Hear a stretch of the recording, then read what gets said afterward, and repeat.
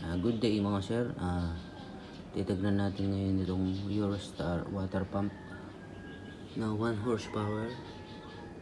Maingay siya kasi sa katagalan na ginagamit, umingay na siya. Tignan natin yung bearing, kung sira na siguro yung bearing kasi maingay siya.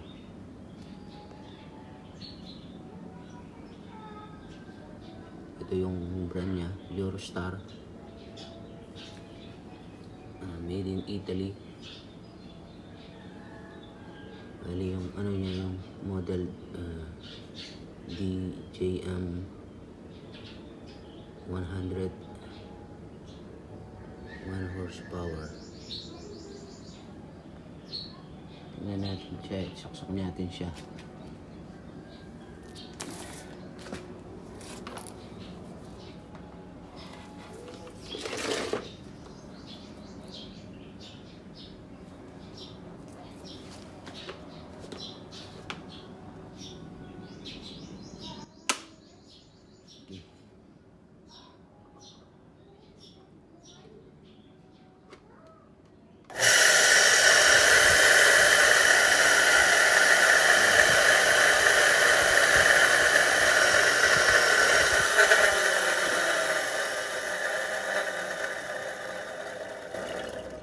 Bali maingay na siya dahil na kapag nakakabit na siya sa mismong water pump, sa pump ay sobrang ingay na.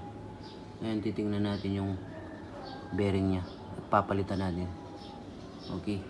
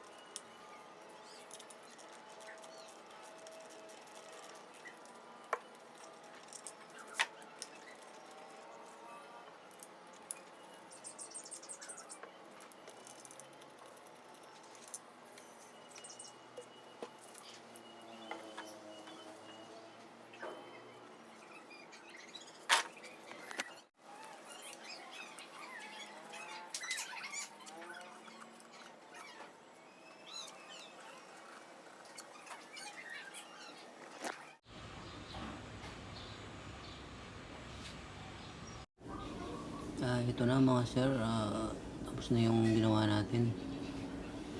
Hindi ko na napakitang kalasin lahat kasi mahirap tanggalin itong bearing.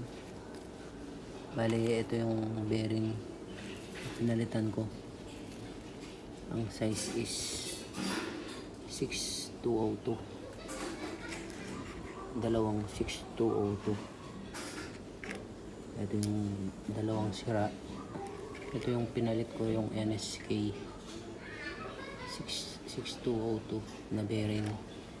Tapos pinalitan ko na rin ng shop seal para sure na hindi tatagas.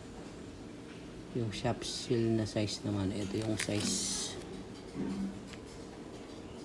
bali 13 by 26 by 5.5 na mechanical seal or shop seal.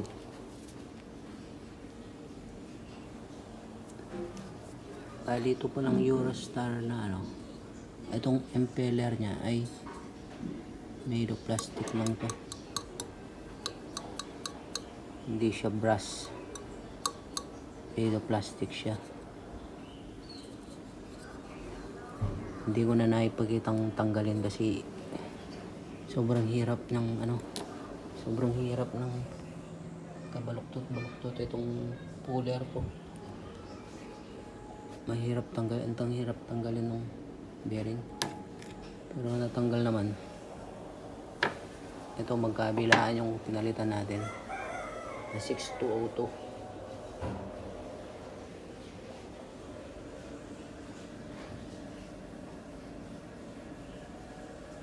Eurostar na 1 horsepower.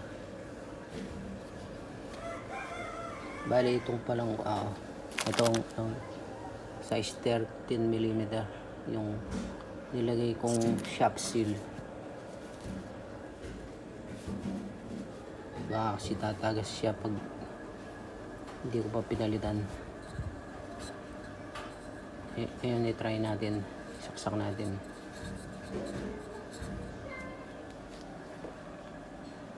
Tingnan natin kung maingay pa.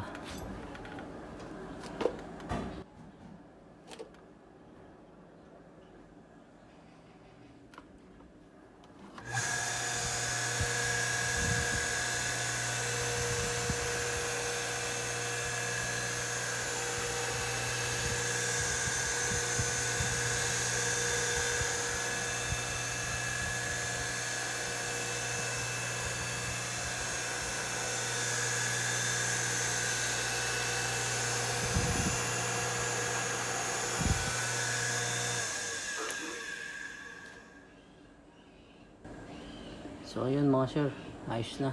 Hindi na siya maingay. Ilalagay ko na lang itong casing niya dito. At isasalpak ko na doon sa water pump.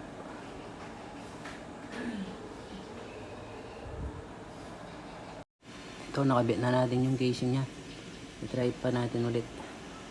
Saksak na natin sa beses.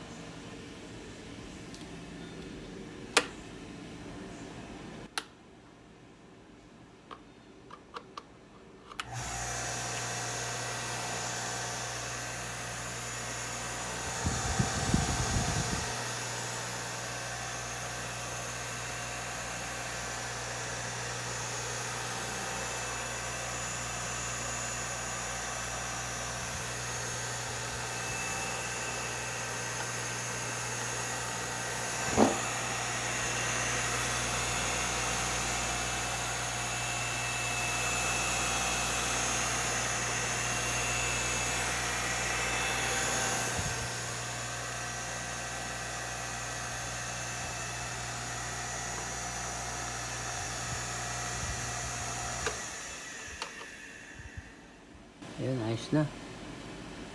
Hindi na siya maingay. Ayos. Ayos yung gawa natin. Bali, ito yung mga parts na napalitan. Yung dalawang bearing, tsaka yung mechanical seal.